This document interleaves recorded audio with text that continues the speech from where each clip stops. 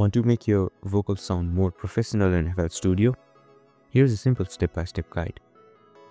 First, drag your vocal recordings into the playlist.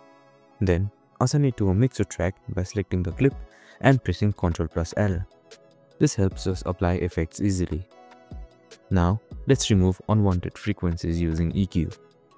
Add Fruity Parametric EQ in the mixer.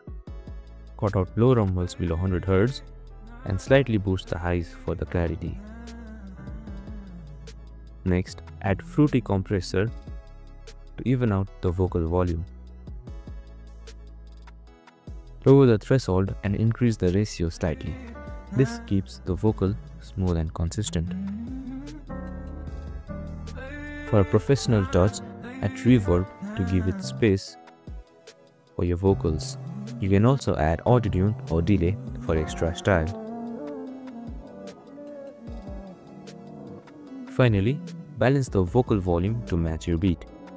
Use the mixer faders to adjust levels and your vocals are now clean and polished. And that's it, a simple way to edit vocals in FL Studio. Try it out and let me know in the comments. Don't forget to like and subscribe for more FL Studio tips. See you in the next one.